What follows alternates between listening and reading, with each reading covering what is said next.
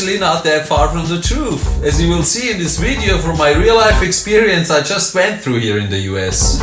Insurance stuff.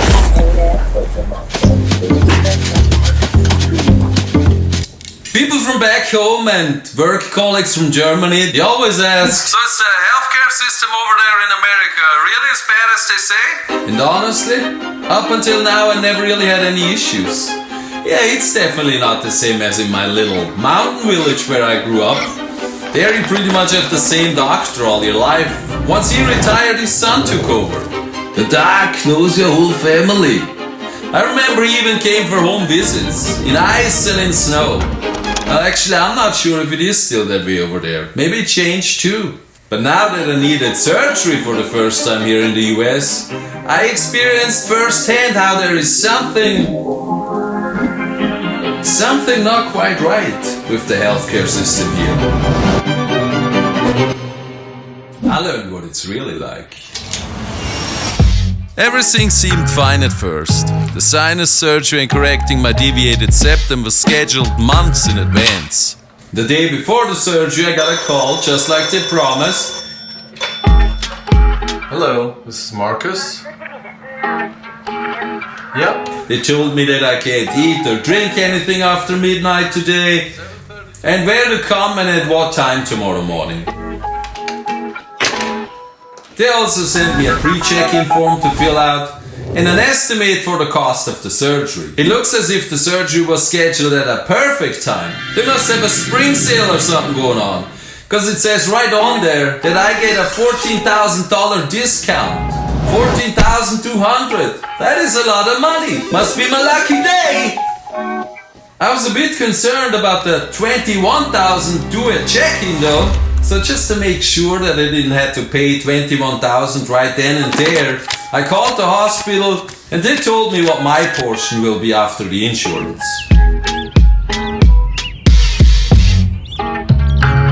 Whoa, almost forgot. No food or drink. No coffee for you.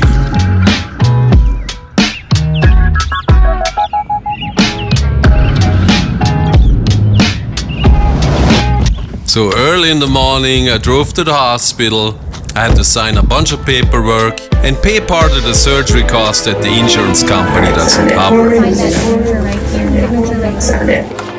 And I did have to guarantee that somebody will be in the waiting room right when I get out of surgery to take me home. Because they don't want you to linger around. They want your butt out the door once you're done.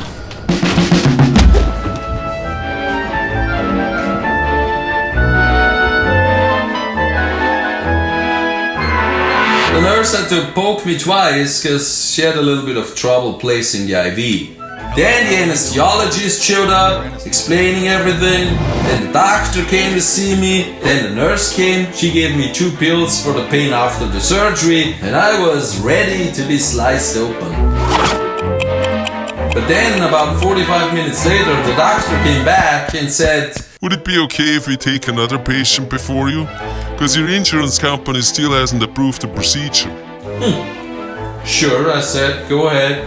You know, I waited a little longer. But about an hour after that, he came back again. Same thing again. And that just went on and on like that. What I really can't understand is, my surgery was scheduled in November, and now it's February. And on the day of my surgery, it still isn't approved? What? Waiting on pre-approval from the insurance company. So at around 12 o'clock, I decided, let me call the insurance company myself. What the heck is going on here? But after being on hold for 36 minutes, somebody picked up and said, and I'm not kidding, this is exactly what happened. So I'm at the hospital, I have an IV in my arm, pretty much on the operating table already. And they're telling me that my procedure hasn't been approved by the insurance company yet. Sorry, everybody is at lunch right Oh, everybody's at lunch right now? now. Fax it over and write urgent on there. How come I didn't think of that? Yeah, let me get my little fax machine out here and I send it right over. Thank you. Thank you for your help. Bye.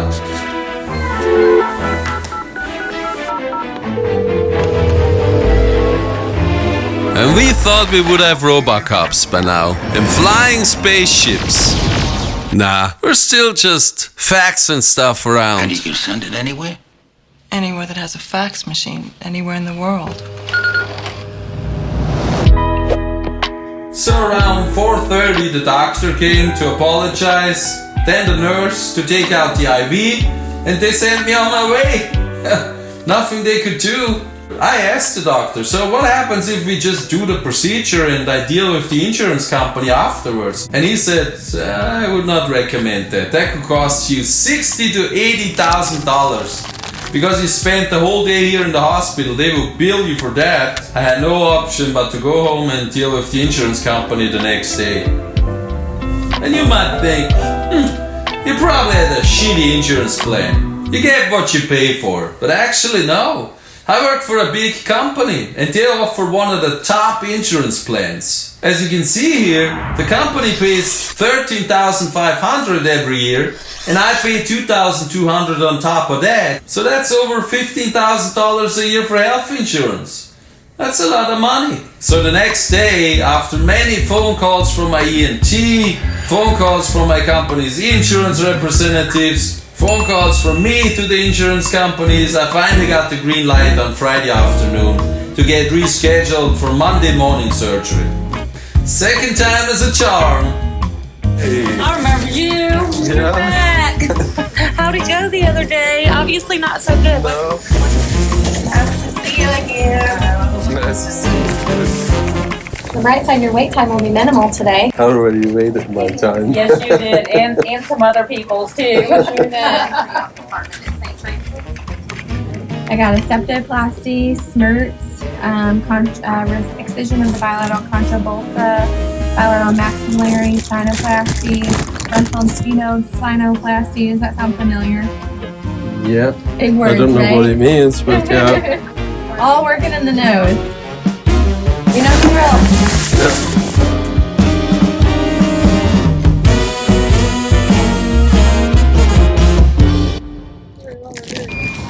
Got something in my pocket for you. Yeah, what is it, candy? How about some milk?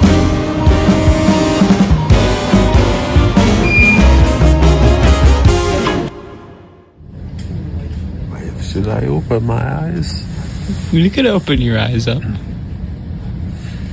Try it. Try as hard as you can. Wow.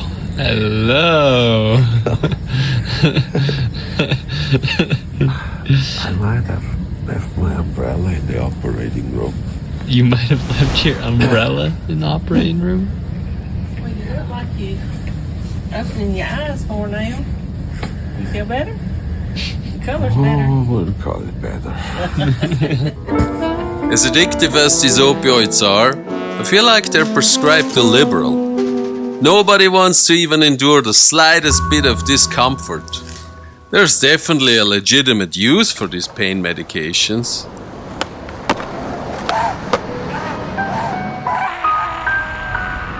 But for sinus surgery, I don't think that's needed. Yeah, sure, I would have probably slept better and be in less pain having these two splints shoved up my nose. But there is some truth to all these sayings. What doesn't kill you makes you stronger. No pain, no gain. Just please be careful with these painkillers. America, the country of endless opportunities. Symbol of freedom. It is definitely a country with a lot of opportunities. Probably more than anywhere else in the world. Or at least they involve a lot more red tape in other parts of the world. If I want to open up a business in Austria, it's 10 times as cumbersome and complicated than here. But if you do require medical attention and you're not one of the rich and famous people here in the US, it can be pretty frustrating.